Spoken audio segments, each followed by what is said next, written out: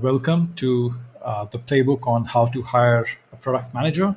Uh, these are essentially a set of learnings that I've gathered over the last many years while hiring product managers across different companies.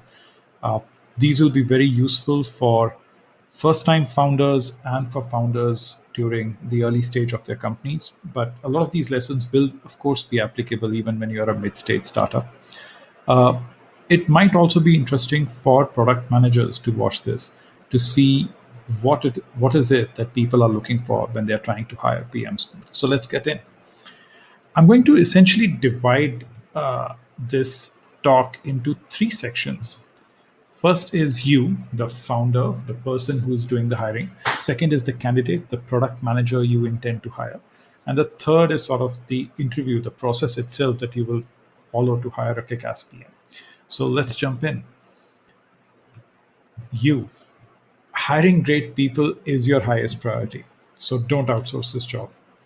Now, this is easier said than done. In an early stage company, you want to be the primary recruiter, and this is your main job, building out your team right at the beginning. A lot of people tend to try and do a lot of other things at this point. Sure, building the product is your job, fundraising is your job, but unless you build a great team, you're not going to be able to do anything else. So, hiring is one of your highest priorities as a founder. So, don't outsource this job. Bring in recruiters, bring in other people after you've hired your first 20 people. And in my experience, at least till your 50th employee, you should definitely be one of the interviewers.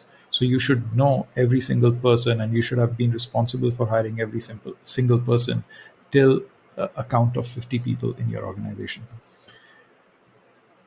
This is a part that a lot of founders tend to forget. Founders are the first PMs in their organizations. They are the ones who build the product out and they have the best understanding of what it requires to be a PM for their product. Uh, Even if you don't come from a product background, this is an important consideration. This is something that you should remind yourself of often. This is why you are the best person to hire the first PM for your company and for hiring the first set of PMs for your organization. This is something that a lot of people find incredibly boring. They hate having to write job description documents. They think it's a waste of their time. Now, a job description document does a couple of things. It tells the world what your company is about, what your mission is. It also tells people who you're looking for and what kind of people you're looking for. But it's also a filter. It also dissuades the type of people that you don't want from applying for the job. A very well written job description document serves multiple purposes, and people who apply after having read that will be much better fits for your entire interview process than if you write a poorly written job description document. And write it from scratch. Don't use templates. Templates say weird things like 3 to 12 years of product management experience. No, nobody in this industry has 12 plus years of product management experience, right? So don't add these random qualifications and these random criteria. Think about what you do on a day to day basis as a product manager for your org. Then think about what the needs are of your product over the next 6 months to 1 year to 2 years. And then, basis all these, write a job description document, which will help you hire the right kind of person. This is a mistake that a lot of founders make. Founders, by default, have a big ego. They want to be the smartest person in the room. They want people to listen to them. After all, they've started the company, they've built the product, they have fundraised. But this is a path towards destruction. This is a path towards diminishing returns over time. If you are always the smartest person in the room and the loudest voice in the room, you will not build great products, you will not build great teams, and your company culture will be quite terrible. There is a joy in hiring incredibly smart people. Incredibly smart people keep you honest, they keep you on your toes, they challenge you, they help you build better things, and they lift the entire level of your company. There's a great saying that you become the average of the five people you surround yourself with. And that is very, very true. And smartness comes in different ways. There are people who are great at executing. There are people who are great at problem solving. There are people who are great uh, on the emotional quotient side. So you have smartness of different kinds, right? And one person doesn't have all these skill sets. So you want to hire people with different types of smartness because they will help build a much better organization. This is the other mistake that I see a lot of founders make. Sure, you want mission driven people and you want to sell the great vision for your company and the mission for your company. But the reality is that you would be lucky if some of your employees stick with you for years to come, for 4 years, 5 years, for a much longer period. But in reality, as you start scaling your organization and you start hiring more and more people, chances are that people will stick around between 12 to 24 months, if you're lucky, between 18 to 36 months, right? So hire with this expectation. What does that mean? It means that when you're hiring people, you're hiring them for a certain time frame and you have very clear expectations from them over that time frame. So you know what their roadmaps would be like. You know exactly what you expect from them over this time period, and you're not setting yourself up for these for failure by expecting that they would be with you for 48 months or 60 months. Right? This also keeps your organization nimble, and it is a practical thing to think about. Now comes to candidates. There's thinking which is quite prevalent in the tech ecosystem that only uh, techies and only engineers make great PMs, and that is for the most part true, because PMs need to have a great appreciation for what engineers do. They partner with engineers and designers, and and their success depends on the success of the engineers and their teams. It is a good to have but not a must have. So yes, mostly engineers make great PMs, but I have seen non-engineers become world-class PMs as well, because at no point would a PM would be actually required to code. Having an appreciation for what PMs do, for what engineers do, is very different from knowing about algorithms and understanding the deep complexities of technology. Sure, having that deep technical expertise is a huge plus, but not for all kind of product management roles. If you're working on a deep tech problem, then sure. If you're working on personalization algorithms, for sure you need to understand them. But if you're working on consumer tech products where deep technology is not being used, there are other skills that you need far more than deep technical expertise. So partner a PM with a really good engineer and you'd see wonders happen, right? So don't sort of have this bias against non-engineers and the fact that they won't make good PMs. The fact is that they do make great PMs. Uh, this is something that I used to do a lot, but which is give intensive weekend assignments. A lot of companies follow this practice. I have completely changed my point of view about this over the years. Now that I'm older and I have a family, I realize that giving intensive weekend assignments to candidates does not make sense, especially given the atmosphere that we are in right now. Work life balance is completely messed up. You can't expect people to take 48 hours or 72 hours and come up and go very deep into a particular type of product or a problem and give you a 10 page or a 20 page long assignment. I think uh, this particular process is a bit antiquated, and we should step away from it. It's not great for people. I know a lot of design hiring and PM hiring does this, but I have stepped away from it and I've stopped doing it, and I think it's about time that most people in the industry step away from it.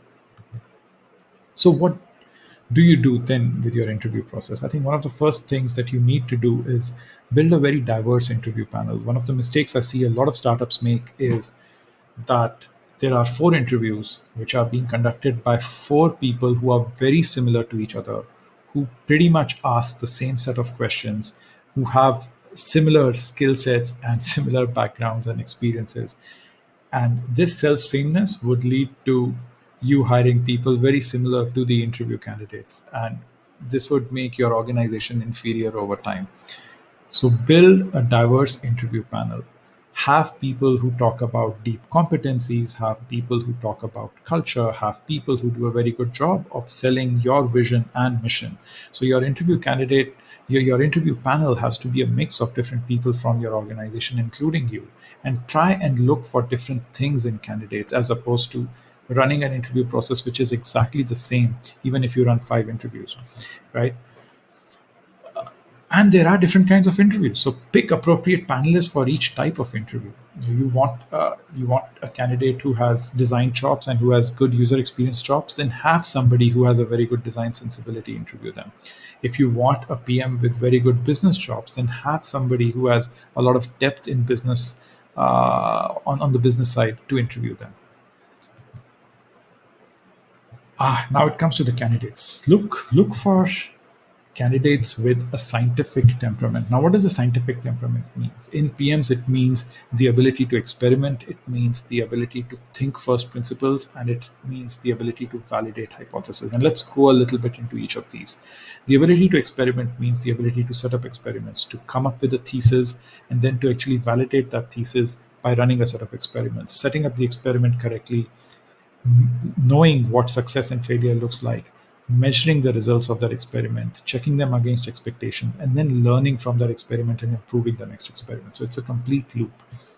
Thinking first principles, I've spoken about this in the past.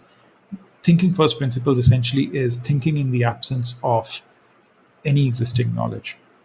And the example I always give is that if I ask you to think about a triangle, you'll very quickly draw 3 points on a plane and connect them, right, with 3 lines. But this is Euclidean geometry. What if you did not have the concept of a point? What if you did not have the concept of a line segment? What I was essentially asking you to do was come up with a new type of geometry where you would have to define what a plane is, you would have to define what a point is, you would have to define what a line is, right? That is first principles thinking. In the absence of existing knowledge, how do you go about thinking of something brand new, right? And first principles thinking is a must have when you're building 0 to 1 products which don't exist in the market, where your competition is very limited and you're trying to attack a new problem area. And of course, validating your hypothesis is very critical to the entire scientific experiment, and the scientific temperament process. If you don't have a hypothesis, first you need to have an hypothesis, and second, you need to be able to validate these hypotheses. Look for the ability to deconstruct. Now, what does deconstruction mean? One of my favorite product management questions is to ask people to talk about their favorite product or service and then tell me what about it works for them and why. What about it doesn't work for them and why not? And how would they fix it? And then build something 10x better.